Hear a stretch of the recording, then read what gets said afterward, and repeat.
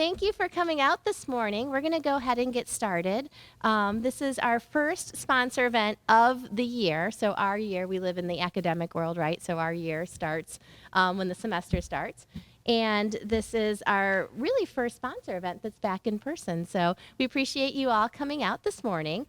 Today we are going to talk about cybersecurity, malware, all that not fun stuff that's been a hot topic these days. So I wanted to thank Raymond for being here today and Highland for being here. We have Alex Clark from Highland and Jessica Dorr from Raymond. They have a short, about a 40-minute presentation, plenty of time afterwards for questions. So we have a smaller group, so feel free if you have any questions throughout the presentation, if you just kind of want to raise your hand, and we can include that information. So with that, I am going to pass it off to Jessica and Alex and let them tell you a little bit about themselves.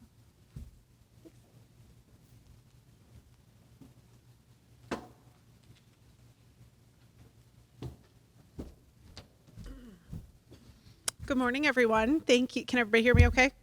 Okay, perfect. Thank you for joining us this morning. I'm very happy to be here. I'm Jessica Dorr from Raymond, and I lead our technology risk management team at Raymond. We spend our time focusing on making sure our clients are secure and protected, that they have all the proper security controls in place, everything to keep those bad hackers out of their environments.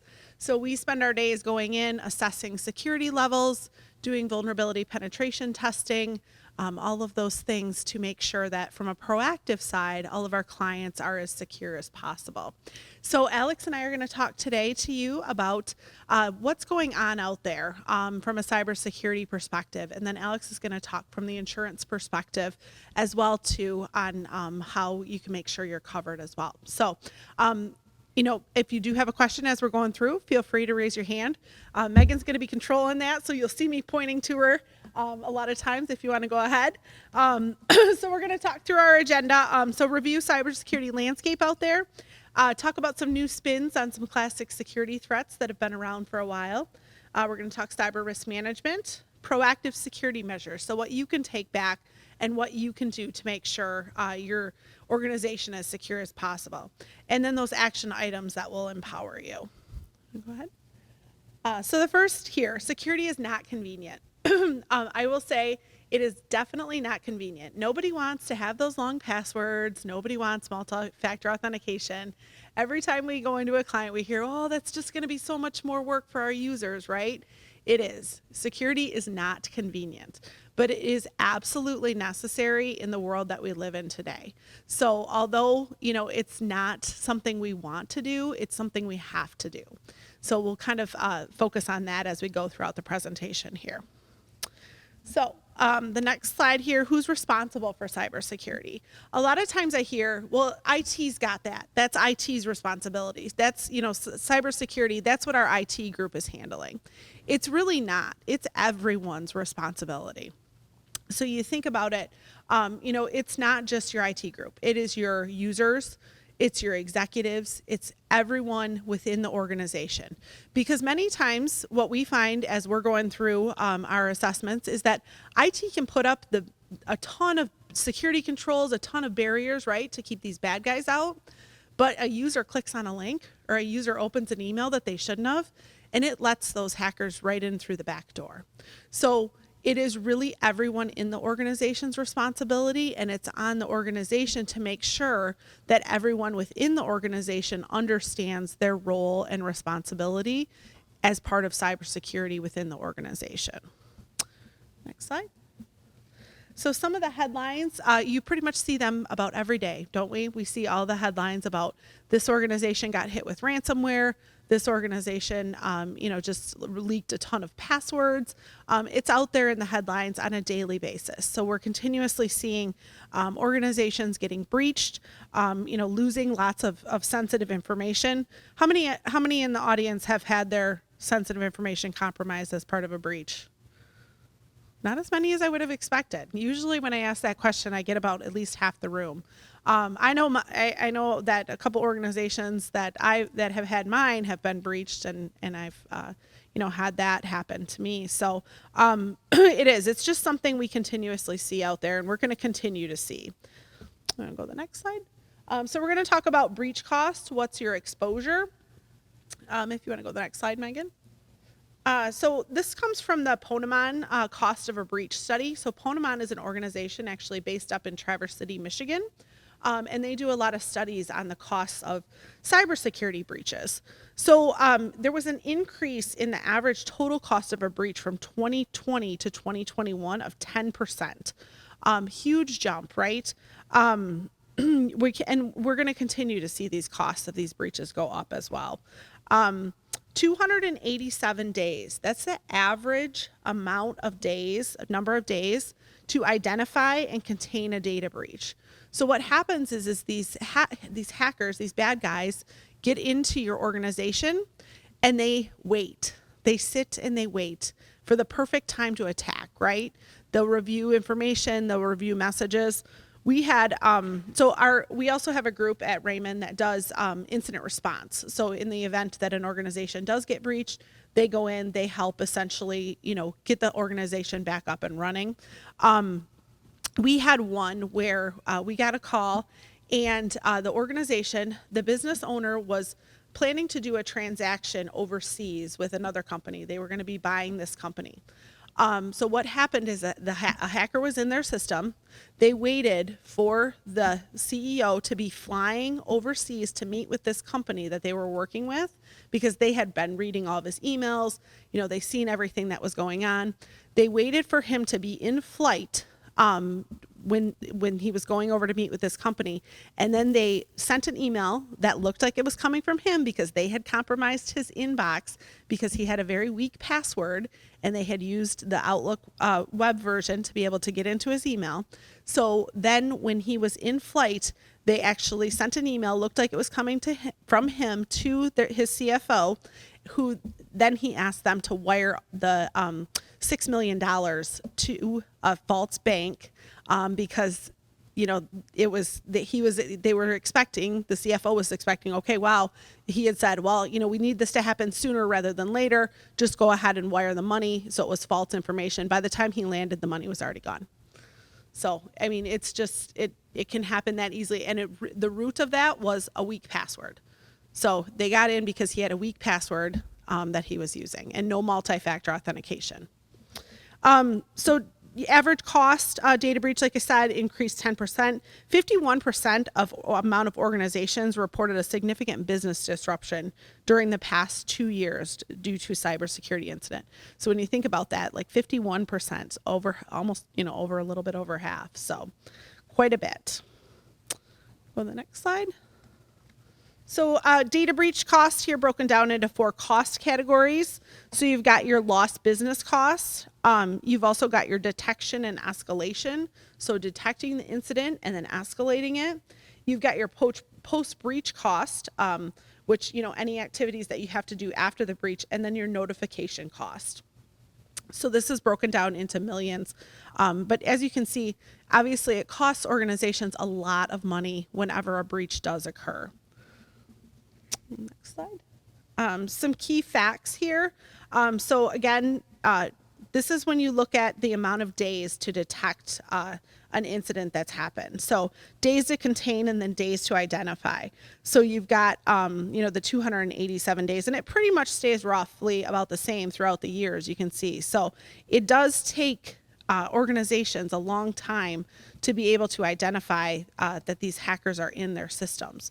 So the better systems you have from a proactive perspective is a lot better because if you're proactively monitoring for these breaches, that are happening, you're going to be able to respond a lot quicker, and it's going to contain your cost more. So the more solutions you can put in place from a proactive perspective, from a monitoring perspective, the better. That's going to help you identify these breaches that occur much quicker. So this kind of is just a way to calculate your cost of exposure. So taking the records-based cost approach, number of records with personally identifiable information times the cost per record equals your exposure. So depending on your industry that you're in, there's a lot of different numbers out there from a, what is an average cost perspective, from that perspective. So you can take the number of records that you roughly have and then base that on the cost per record and then identify what your potential exposure is going to be. And then also another way to look at it is downtime cost. So downtime cost per hour. So what is your organization's downtime cost per hour? And then times that by the average time to recover, and that also gives you a potential downtime cost exposure. Next slide. We're going to talk now about how these bad guys get in. I would say, so I've been with the firm for 17 years now. The biggest way that I've seen hackers get in is purely through phishing. So people, opening things they shouldn't have, clicking on things they shouldn't have, phishing, web ransomware. We've seen a lot of ransomware. Again, usually that ransomware is coming in by somebody opening and clicking on something they shouldn't have or downloading something. Compromised credentials, so like I had mentioned, and then tied with weak passwords. We see a lot of this. So we do a lot of testing from that vulnerability penetration testing perspective. And so many times we see passwords of summer 2022, winter 2022, things like that. People are not requiring, strong, complex passwords, and their users then just create very simple passwords. And it's very easy to compromise a simple password that doesn't have any multi-factor authentication tied to it. So I've got a slide coming up here in the deck that'll kind of walk through the password structure requirements and whatnot, which are, the stronger the better. But always encourage your users to use strong, complex passwords and use multi-factor authentication wherever possible. A few things, unpatched vulnerabilities. When we do our testing, we see so many organizations that just don't keep their systems patched. When you don't patch your system, then it leaves that low-hanging fruit for the hackers to be able to exploit those potential vulnerabilities. So just simply patching the systems helps your system stay so much more secure. Misconfigurations, a lot of times, organizations just have, equipment that isn't configured appropriately. So that's where you should always consider having an independent set of eyes take a look at configurations so that you know that you have it configured appropriately and that there's not any holes or any weak links there. Malicious insiders, always making sure you're doing, proper background checks and things along those lines. And 0-day and unknown methods, making sure you have the appropriate tools in place to be able to monitor for malware, viruses, things along those lines. Okay. Employees are your weakest link. So like I had said, that is where we see the majority of the time the hackers, getting in is through the employees. They know that. They know that the employees are the weakest link, so they're going to try to prey on that fact.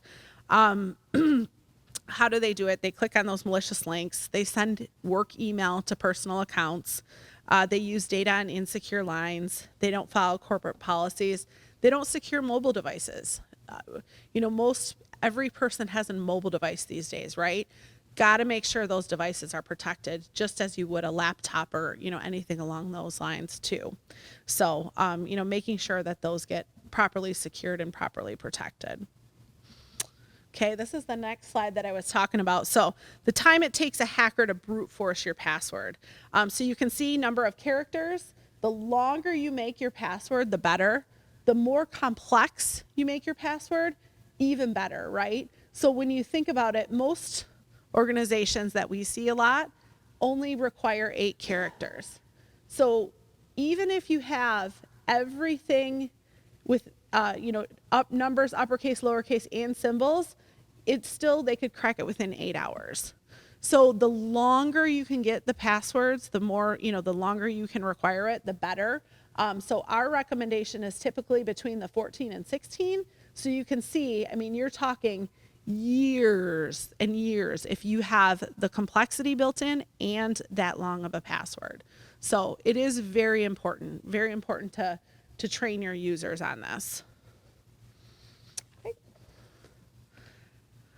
So some things here, this kind of really shows the difference in the average cost of data breaches. So things you can do that actually are going to decrease your cost of your data breach. So, first thing at the top is I know it's kind of small, sorry. Incident response plan testing. So making sure that you're prepared, that you're ready, in the event that something does happen, that's going to significantly help you. Business continuity, training is in there. All those things can help decrease your potential cost of a breach. So those are things you want to consider, making sure that your organization has in place. Okay.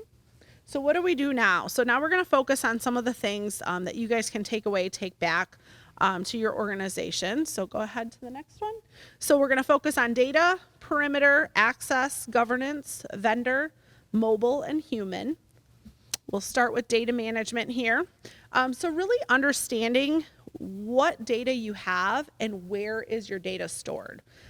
So you want to identify where all, especially that personal identifiable information is. Make sure you understand it. Make sure you know who has access to it. Make sure you know how many copies of that data you have. Again, making sure you're understanding what that information contains as well too, so that you can then make sure that you can better plan in the event that something does happen. Okay, we know that this information got breached. Okay, well, what was contained in that information?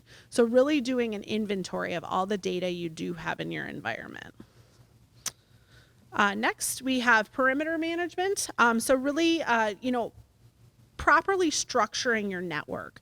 Should you have a DMZ set up, or DMZ, demilitarized zone, where it's separate from your actual internal network, so that you have externally facing devices out there in that DMZ, so that in the event that one of those does get compromised, they don't then have access to your full internal environment.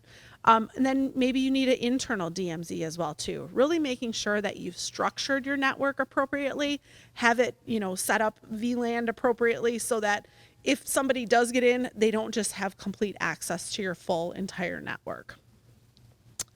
All right, access management, making sure you're properly setting up access. So, you really should focus on least privilege. So only giving users the access that they truly need for their job function. We've went into so many organizations where we've saw multiple users having administrative access that don't need that administrative access. So you need to make sure the access is very focused. Only allow administrator access for those employees that absolutely need it for their job function, and then significantly limit access for other users to really be only the access that they need for their job function. It helps with segregation of duties. You also want to make sure that you're regularly reviewing that access to make sure that the access they currently have in the systems is appropriate for their job function. People change job functions, they move around. You want to make sure that the access is set up so that it matches what their job function is. And if you regularly review that, you're going to stay on top of what access people have to the systems. And then, like I said, multi-factor authentication. Wherever possible, implement multi-factor authentication. It's another hurdle that those hackers have to get over to be able to get into your systems. Governance, so making sure you have the proper governance structure set up. So information security program, incident response plan, employee acceptable use, vendor management, having all of those programs set up at your organization provides that information security governance structure. And it really helps, you essentially set the foundation for what controls, from a security and best practice perspective that are going to be in place at the organization. Vendor management, so making sure that you're properly managing your vendors that you have. So many times you see that an organization gets breached because they have a vendor that got breached that then they were able to get into this organization's systems. So you have to understand who you're working with, know what controls they have in place from a security perspective as well too. And making sure you're doing that due diligence on them so that you can understand what controls they have in place. A lot of times, they may have a SOC report. Everybody familiar with a SOC report? That's a report that organizations, if they're a service organization, they're providing service, for a lot of, other businesses and whatnot, and they're doing like processing or, data hosting or things like that. They're going to have a SOC report done, which is essentially an audit of their controls in place. And then that is a report that they provide to their customers to be able to show, here is what we have in place from a security control perspective. So making sure you're staying on top of that, reviewing things like that, understanding again what security controls they have in place at their organization too, especially if they're going to be connected to your organization. Mobile device management. So like I said, most people have mobile devices these days, making sure that you have the proper controls in place, you're properly securing those mobile devices. So acceptable use agreements with employees, authentication and encryption, making sure they're secured, and then you're managing the devices. So in the event that, one gets lost or stolen, you can remotely wipe the device, making sure that you're properly securing and controlling those mobile devices that you are allowing to connect to your organization, and train your employees. A lot of people don't fully understand security controls and things along those lines. So you have to make sure you're regularly training the employees as well too. And with that, the next piece here is training for employees. So make sure you do that on a regular basis, educate them about threats and best practices, and also phish your employees, and use those results from the phishing testing for education for employees. That's another thing we do a lot for our clients is we phish their employees and see what the response rate is. And then we help them utilize that to be able to better train employees on what to look for, what to watch for, things that they can use, tips and tricks to be able to recognize, how do you tell it's a phishing email? What are some of those things you can look for? So password best practices. So like I said, the longer the better, from a length perspective, complexity, uniqueness, one and done. Don't use the same password over and over and over, because if that password gets compromised and it's leaked on the dark web, hackers can easily go and grab that password and then start trying to log into other accounts.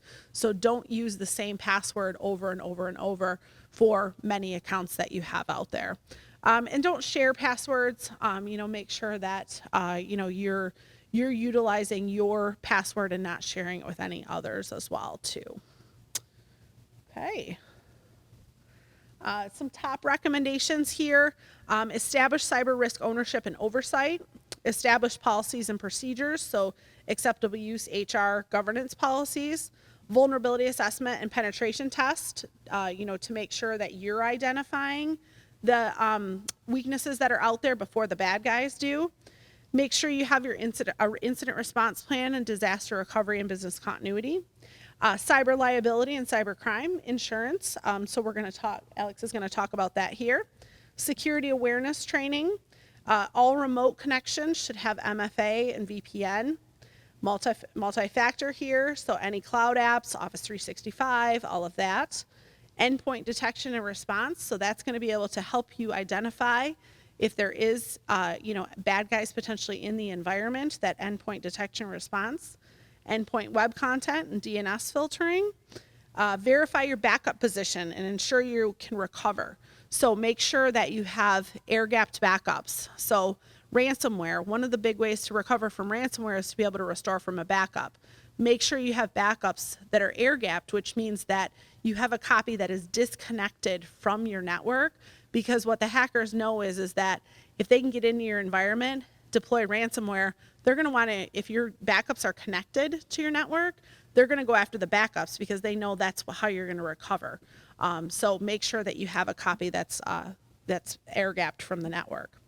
Vendor and patch management, like I talked about there, and then password management. And then just, remove admin rights from workstations. Users really don't need local admin rights unless you have a certain software, but, a lot of that has changed. So remove those admin rights from those user workstations. And then separate administrator accounts from base user accounts. So for your administrators, you should have a separate account from the actual account that they use on a regular basis for email and web surfing and things like that. So with that, I'm going to turn it over to Alex. Yes, go ahead. A quick question. Sure. What do you do in an instance where there might be a breach and the employee has their personal phone? So they do work stuff on their personal phone. Because you alluded to wiping it, but what, if mine was breached and it's my personal phone that I pay for, and you wipe it, there goes all my personal stuff. Like, what's the employer's? Yeah, so that's where the employer really needs to make that decision, right? So at Raymond, we do allow personal phones to connect, right? But we all have to sign an agreement that says that if something happens, Raymond has the ability to wipe that device. So if we want to connect and if we want to be connected, we are taking on that risk. So that's really up to the employer to decide as to what is going to be our position on that, and then make sure it's communicated to the employees and make sure it's in agreements. So if the employer paid for the phone or provided, Right. then they would have, it's our phone. Absolutely. Yep. Yes. Does having your company email on your device, is that considered connected? So yeah, it is, but it's not connected in the fact that if it's only the email and it's not like a connection to the internal network, obviously email, and especially too, there's a lot of container, you can use a lot of different ways to just have, like, for example, we use the Office 365. So we have that app. So in the event that something does happen, say, we get terminated tomorrow or whatever, they can just disconnect that, and then that, because it's not actually stored on the phone.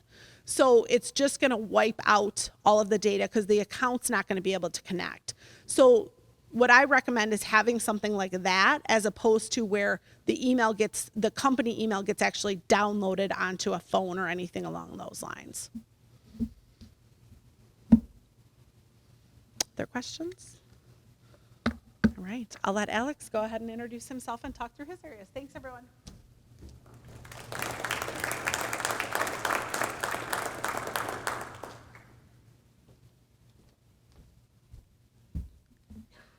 Good morning, everyone.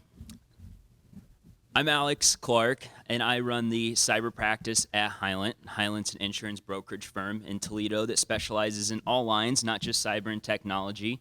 But my specialty is in the cyber and technology world, making sure we're transferring that risk in the correct manner. It's always really nice to piggyback off a Raymond, so I don't have to be the ones that's talking MFA, EDR, and DMZ, and every other bingo thing you can check off. I get to really concentrate on the insurance and how we take all the work that we've done on the control side and transfer that to an insurance policy to make sure we're protected from a financial standpoint. So really want to talk today, a couple areas. Want to talk about the state of the market, what cyber insurance is, because we have to remember that cyber insurance has only been around for 15 to 20 years, unlike property and general liability that's been around for hundreds. So it's not standardized by any means. It's completely different. And when we talk about cell phones and bring your own devices, I encourage everyone to take a look at those policies, because there's sometimes bring your own devices of employees can be excluded. And if there's a cyber claim that comes from one of those, it might not trigger your policy. So we always want to be aware of those nuances inside the cyber policies. One thing we always like to do, and one question I always get asked, is what does a cyber policy actually do? What does it cover? So we're going to walk through a cyber policy really quickly today. How does a cyber policy pay out? And then kind of taking some of the stuff that Jessica talked about, and how do we plan to make sure that we can get the most out of the cyber marketplace and make sure we have the broadest coverage for the best price. So when we talk about the cyber marketplace, you're going to see a lot of common trends here. So one thing that the insurance marketplace is always worried about is our human capital, our employees. So when we look at the insurance marketplace, 82% of all of our claims come from employee error. People clicking on those links, people putting credentials in false websites are getting duped by these bad actors. We talked about the digital supply chain, vendor management. So about 45% of companies by 2025 will have some type of digital supply chain disruption. So we think about manufacturing, we think about healthcare. Having someone in your supply chain that helps you reach your end goal be breached, and it prevents you not to be able to work at 100%. Or say you depend on software and they get breached and go down and you can't access your backups. With the correct cyber policy, those are all recoverable funds that you can get. Ransom payments, cyber extortion. It's the thing that everyone wants to talk about. Your systems get locked down. These bad actors demand cryptocurrency, whether it's Bitcoin, Ethereum, you name it. We got to keep in mind that that ransom demand is only about 10 to 15% of the total claim. So if they're demanding $300,000 in crypto, that claim could be very well into the millions of dollars. We want to make sure that cyber policy is picking up the business interruption and incident response and everything of that nature. Common trend, 287 days to identify a breach. That's crazy. The bad actors love to sit dormant. What's the best way to attack these companies? What's the best way to cause chaos? And then once again, compromised credentials, making sure we're deploying that multi-factor authentication, making sure we have very strong passwords. All those things in conjunction can help us get a better cyber policy for the future. So when we talk about the state of the cyber market, we got to remember that not every client's the same, not every industry vertical is the same, and they're underwritten appropriately. So when we look at things like manufacturing, retail, education, healthcare, tech firms, those are the ones that bad actors are going after the most. Those are the claims we see in the most frequency and the most severity, meaning the claim numbers, the costs, the output of those are a lot higher, and we're regularly seeing those in the hundreds of thousands to the millions of dollars. We went through a lengthy list of controls. If you take anything away from today from me in my segment, multi-factor authentication is the baseline control. It's the ticket to get in the game. You need multi-factor authentication if you want a really good cyber policy. We like to see it in 3 areas.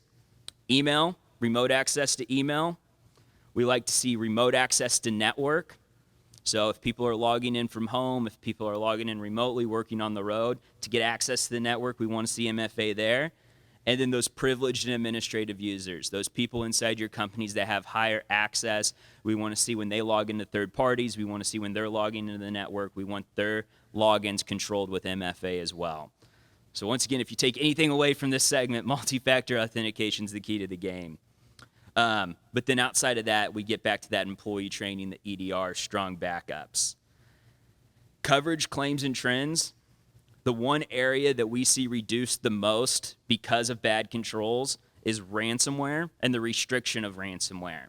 And that comes with very low sublimits. That comes with co-insurance, meaning that you're paying part of that claim with the cyber carrier. If we have good controls, we can maintain that ransomware coverage at a high level. We want to make sure that companies get the most bang for their buck. Doing so is making sure the limits are at the appropriate level. We're still seeing a lot of data theft.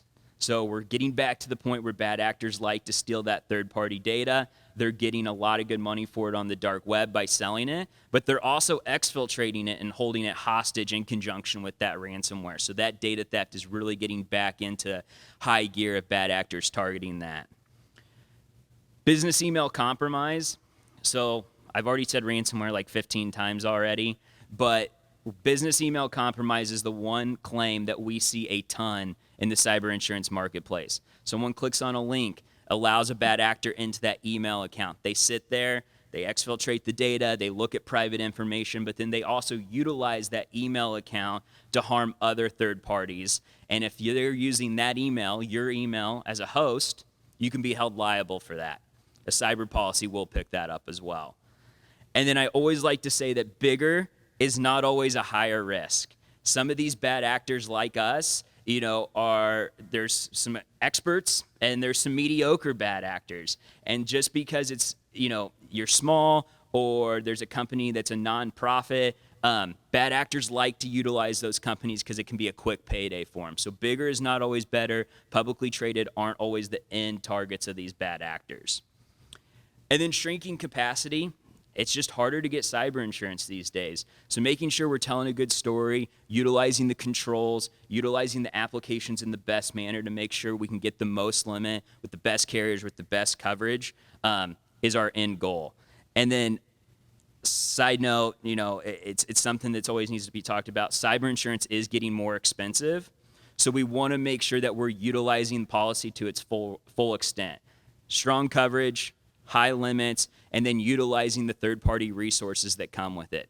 Things like incident response planning, things like dark web scanners, third-party scanners. Utilizing those resources that come with the cyber policy can make that premium dollars go a little bit further.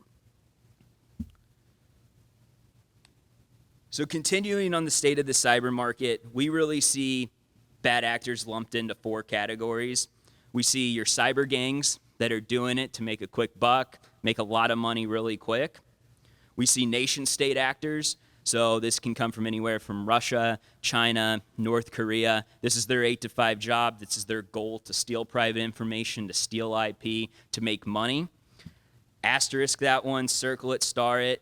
That's going to really change the cyber market in 2023. We're seeing carriers, if they're attached to a state actor like that, like Russia or China, the coverage could start to get reduced. So it's something that the Hylant team is monitoring very closely. Rogue employees. I've seen more rogue employee claims over the last 12 months than I have in my entire career. People get fired, people get laid off, people don't like the direction the company's going. On their way out, they're stealing private data, they're stealing IP, they're taking it to their next job, they're utilizing it for their own resources. That's a coverable claim under an insurance policy. So we want to make sure that when employees leave, we're cutting them off, we're making sure that they're not taking anything private with them as they go. And then we're also seeing political activists, as we're calling hacktivists, changing websites, manipulating websites, putting their own agenda out there. We're seeing that a lot in the schools, the education sector. We're seeing it in nonprofits. We're seeing it in really all businesses, but those are the 2 main ones that we're seeing people really start to push their political agenda. And we've seen a lot of claims covered in the last 12 to 18 months on that. We got to remember that a cyber policy does a lot of work for us. One of them is forensics investigators. They're going to be part of your IT team and your security team after a breach has happened. And they're able to look, all right, what are the trends of these bad actors? If we pay, do we get our data back? So that's where we go. Are they good bad actors or are they bad actors? If we pay them, what are we going to get back in return? Or are we just wiring this crypto and it's going to be gone for good along with our data? The data breach attorneys and the forensic experts will really be able to work with you to make sure that you're going to get the best bang for your buck if we negotiate with these bad actors. But also, at the same time, if they're associated with terrorism, we can't negotiate with them. It's illegal. So to make sure we're taking the right steps to make sure that we stay in lines with the federal government and the regulatory bodies we need to comply with. So when we look at what cyber insurance covers, like I said, it's not standard by any means. Everything's different. Every carrier's different. Every industry's different. Based on your controls, every client's different. So we have our first-party coverages and we have our third-party coverages. First-party coverages are where we see the most payouts. So this is going to be your incident response, your breach consultation, that's your data breach attorney, your breach coach. Think of a breach coach as like a quarterback. They're going to be your go-to in conjunction with your insurance broker to help you walk through every step of the cyber policy. You get data forensics. Forensics is going to be that team that helps you. Who are these guys? How did they get in? How do we clean them up? How do we get them out? Public relations, I think, is the sleeper of the cyber policy. How do we let the world know that we've had a cyber event? Do we need to let the world know we've had a cyber event? And how the best way to go about that. Is it social media? Is it a website? Making sure that we're taking care of our customers and getting that out in the right way. Then we get things like PCI, network extortion. That's going to pay for the ransom demand, but it's also going to trigger the rest of the policy. Data restoration, another circle, underline, star.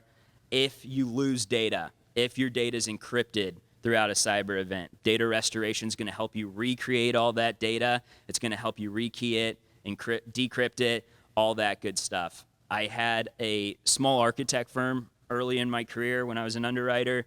They had all their blueprints and all their contracts wiped completely clean by the bad actor. We had the cyber policy in place that brought third-party licensed architects in and helped them recreate every blueprint that they had since they started their business. So that's the kind of work that a cyber insurance policy can put in place for you. And then business interruption, just like a property policy, your building burns down, you lose income.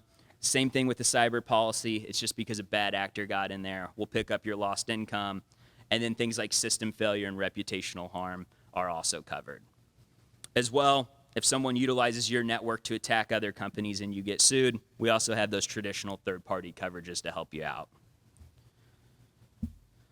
So, a lot of words on this. Don't expect you to read it. I'm not going to read it. But I always like to walk people through a cyber policy. How does it actually pay out? What are the circumstances, and how does everything work? So the scenario I have up on the screen right now is a nonprofit. They left for the long 4th of July weekend. When they came back, they had their files encrypted with .you've been hacked, and that was the file name. So quickly, the security team starts to receive multiple phone calls that the attack has impacted multiple locations and has resulted in encrypted files across the network. They've lost remote access to the network. They've lacked their ability to function for the day, and public relation and misinformation has started to leak on social media. A ransom demand of $300,000 has been communicated and shown on all computers. And we quickly realized that the CFO has been targeted in a spear phishing campaign by a bad actor out of Russia. So what do we do now? How does a cyber policy work? What are the resources that you have available to you? So the first is incident response. This is going to be our data breach attorneys, our forensic experts, our public relations. That breach consultation, the insurance company is going to provide. If you're using a Raymond or another third party, have that conversation ahead of time because we can negotiate third-party vendors into the policy. But they're going to provide you a breach coach that's going to determine the scope of the claim, confirm it's Russia, can we negotiate with them, really walk through all those breach laws to make sure nothing, fines and penalties come against you later down the road. Data forensics is going to do everything we talked about, negotiate that ransom, figure out how they got in, how do we get them out, are they legit? Then we get our breach response. So if they've reached out to your clients, if they've gotten emails, do we need to let other third parties know? We're going to establish credit monitoring for those people. We're going to set up a call center. We're going to establish websites to relay that information, notify them by mail if we need to. And then we also get public relations to help combat that leaked media. So you can start to see that you get a hub of resources to help you really initiate those first steps. So then, inside the cyber policy, we also have our extortion coverage. So that bad actor demanded a ransom, otherwise they're going to release the information to the dark web. So we're going to walk through that. If you need help establishing and getting crypto, the insurance policy can help you with that. There's third-party vendors. As you're down, business interruption is going to provide reimbursement for the net profit and loss that you lost while you were down. Extra expense is going to be there to minimize and mitigate and reduce. So if we need to stand up another server or another tech stack or work with Raymond to get other resources involved, it's going to be able to reimburse you for that. Data rectification, we go back to that architect standpoint, recreating those blueprints, getting data back up. And then there's also going to be coverage there for regulatory fines you may come against, if there's HIPAA violations, if there's PCI violations, going to be picked up there. Bricking, if a bad actors render your system's hardware useless, we're going to replace that. And then we also have reputational harm coverage. If people stay away from your business because you've had a cyber event, you have lost income down the road, we'll pick it up as it comes along. So that's really kind of a walkthrough and a very high level of what a cyber policy looks like, but you can see it goes step by step through it. And then one thing that we do at Hylant is we always run simulations. So it's really hard to determine what your cyber exposure is and what your cyber exposure can look like. So we utilize data analytics in conjunction with your applications and your controls, and then we can help with percentiles and the likelihoods of what a cyber event would look like for you. And then we can then decipher, all right, 825,000 for investigation and response, 1.4 for business interruption, and we can really help you allocate where those funds are going to go. So just a couple more slides here. I actually think this is my last slide. Outside of MFA, the one thing that you can really do for a reduced cost is create an incident response plan. And we want to make sure that we check off 4 boxes inside that response plan. Who are our panel providers? Meaning, who are we going to utilize when we've had a cyber event? Time is money. The quicker we can get our resources involved, the better your situation will be. So who are we going to utilize? And we want to plug that into the incident response plan. Who can approve a ransom demand? I've seen cyber events go sideways very, very quickly because we don't know who can approve one, and we just start playing phone tag left and right. Who do we need to go to a vote? Can the CEO, can the head of the board approve that? We want to make sure we're having that conversation ahead of time. Is it a threshold that we don't need approval for? We want to have that conversation. We want to have a dedicated person to keep track of all the scope of works. So once you've had a cyber event and you go back to your insurance broker and say, all right, time to re-up, need more limits, I want to buy more, or I need this in my policy, I want this. We're going to ask, all right, you've had an event, what happened, who did you utilize, what were the costs, what work did they do? Making sure someone's keeping track of that work is going to make your life a lot easier 6 to 8 months after a cyber event. And then really making sure you know how and when you report a claim is very, very valuable. If you wait too long, coverage can be reduced. If you call your vendors first rather than the cyber policy, coverage can be reduced. So make sure you're checking off those boxes 1, 2, 3. And as a side note, always keep your incident response plan printed out on a desk somewhere. If your networks are locked down, you can't access it. And then there's no reason to have one if you don't know what it says and you don't have it memorized. So a couple takeaways from today. Cyber policy comes with a ton of resources that you may not have or have those relationships. We're going to build those in for you. Have an incident response plan. And if you're debating on any controls, the Raymond team can help you, but put MFA at the top of your list if you want a cyber policy, because that's the ticket to get into the game.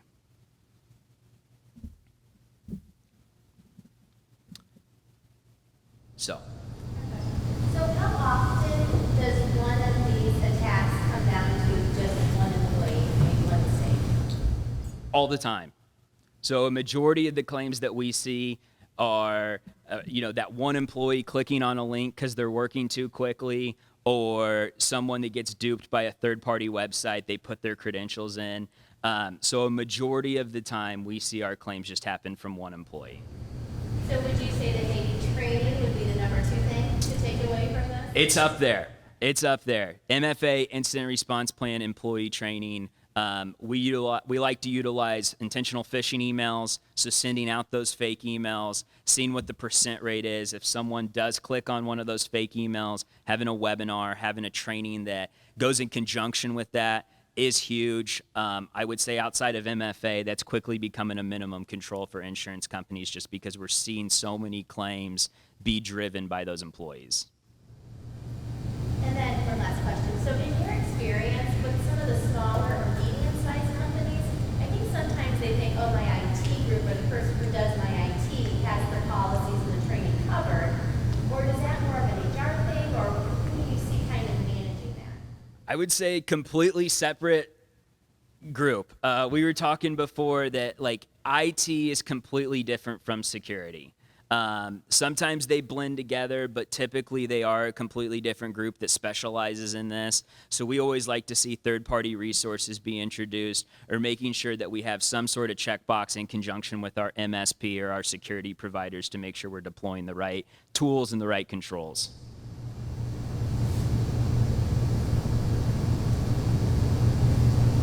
Any other questions out here for either one?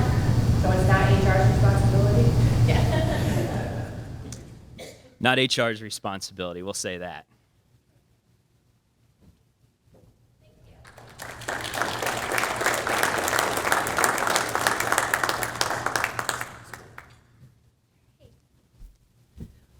thank you to both of you. That was great information. And every time I hear something like this, I jot down a note to myself, change your passwords.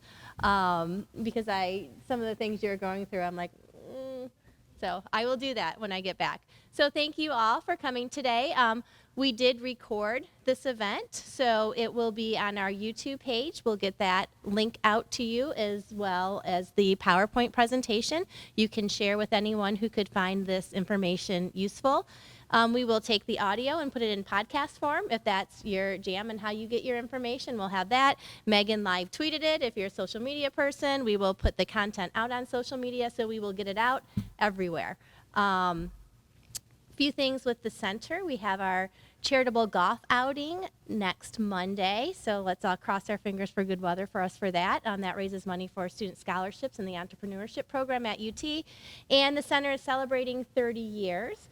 We will have our big celebratory event Monday, November 14th, so watch your email for invitations to that. So again, thank you everyone for coming, and hope you all have a great day.